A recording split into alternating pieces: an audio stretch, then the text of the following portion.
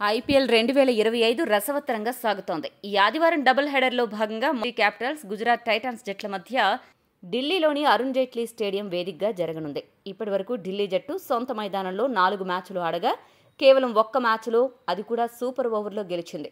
మిగతా 3 మ్యాచ్ల్లో ఘోరంగా ఓడిపోయింది. దీన్ని బట్టి ఢిల్లీ జట్టుకు సొంత గడ్డపై ఎంత ఘోరమైన ట్రాక్ రికార్డు ఉందో అర్థం చేసుకోవచ్చు. అరుణ్ జైట్లీ స్టేడియంలో 160 నుండి 190 మధ్య పరుగులు చేయడం కూడా చాలా కష్టం. ఈ సీజన్ మొత్తం కూడా ఇంచుమించు ఇదే స్కోర్ చేశారు. పొరపాటున ఈ మ్యాచ్లో మొదటి బ్యాటింగ్ చేసిన జట్టు 200 కంటే ఎక్కువ స్కోర్ చేస్తే ఆ జట్టు విజయం తథ్యమని అనుకోవచ్చు. ప్రస్తుతం పాయింట్స్ టేబుల్ ప్రకారం గుజరాత్ జట్టు 16 పాయింట్స్తో మొదటి స్థానంలో కొనసాగుతోంది. ఆ జట్టుకు ప్లే ఆఫ్స్ అవకాశాలు దాదాపు కన్ఫర్మ్ అని చెప్పొచ్చు. అదే ఢిల్లీ జట్టు విషయానికి వస్తే ఆ జట్టు 13 పాయింట్స్తో 5వ స్థానంలో కొనసాగుతోంది. ఈ మ్యాచ్లో గనుక ఢిల్లీ గెలిస్తే ఆ జట్టుకు ప్లే ఆఫ్స్ అవకాశాలు చాలా మెరుగవుతాయి. అదే ఓడితే మాత్రం ముంబై, పంజాబ్ జట్ల నుండి తీవ్రమైన పోటీ ఎదురవుతుంది. తన ప్లే ఆఫ్స్ అవకాశాలు సముద్రమంత విశాలంగా తెరుచుకుని ఉండాలంటే ఈ మ్యాచ్లో ఢిల్లీ జట్టు గెలవాలి. లేని పక్షంలో ఆ జట్టు అవకాశాలు ఎలుక రంధ్రమంతా కుచించుకుపోయే అవకాశం ఉంది. ఈ నేపథ్యంలో ఈ కీలక మ్యాచ్లో 2 జట్ల బలాబలాలు ఏంటి, ఏ జట్టుకు గెలిచే అవకాశం ఎక్కువగా ఉంది అనే విషయాన్ని ఇప్పుడు మనం చూద్దాం. ఢిల్లీ జట్టు విషయానికి వస్తే star fast bowler Mitchell Starc సేవలను ఢిల్లీ కోల్పోనుంది. అతని స్థానంలో ముస్తఫిజుర్ రెహమాన్ బాధ్యతలు తీసుకోనున్నాడు. ఢిల్లీ జట్టు ఫాస్ట్ బౌలింగ్ అలానే స్పిన్ బౌలింగ్ 2 విభాగాల్లో కూడా పటిష్టంగానే కనిపిస్తోంది. కొత్త జట్టులో చేరిన నటరాజన్ కూడా అద్భుతంగా బౌలింగ్ చేస్తుండటంతో ఆ జట్టు బౌలింగ్ బలం మరింత పెరిగిందనే చెప్పాలి. ముఖేష్ కుమార్, మోహిత్ శర్మలు ఉండడంతో స్టార్క్ లేకపోయినా ఫాస్ట్ బౌలింగ్ విభాగం పటిష్టంగా ఉంది. ఇక స్పిన్ ఆల్రౌండర్లుగా విప్రజ్ నిగమ్, అక్షర్ పటేల్ బాగా ఆడుతుండడం, స్పెషలిస్ట్ స్పిన్నర్గా కుల్దీప్ యాదవ్ సత్తా చాటడంతో ఆ జట్టు స్పిన్ బౌలింగ్ విభాగం కూడా పటిష్టంగా ఉంది. ఢిల్లీ బౌలింగ్ విభాగం పటిష్టంగానే ఉన్నప్పటికీ వాళ్ల బ్యాటింగ్ ఆర్డరే ఆ జట్టు కొంప ముంచుతోంది.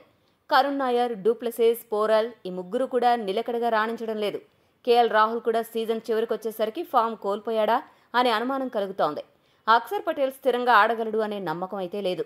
ఈ పరిస్థితుల్లో ఢిల్లీ బ్యాటర్లు ఎంత బాగా బ్యాటింగ్ చేయగలరు అనే విషయంపైనే ఆ జట్టు విజయావకాశాలు ఆధారపడి ఉన్నాయి. ఇక గుజరాత్ జట్టు విషయానికి వస్తే స్టార్ బ్యాటర్ జోస్ బట్లర్ అద్భుతమైన బ్యాటింగ్తో ఈ సీజన్లో చాలాసార్లు గుజరాత్ను ఆదుకున్నాడు.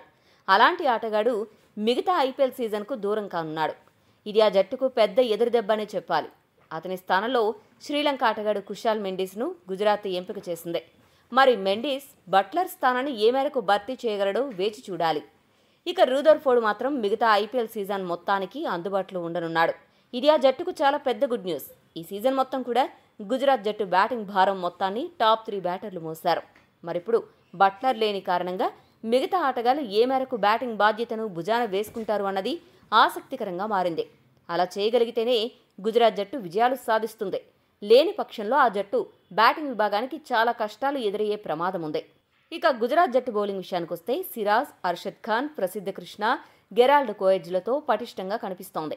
రషీద్ ఖాన్, సాయి కిషోర్ రూపంలో మంచి స్పిన్నర్స్ ఉన్నారు.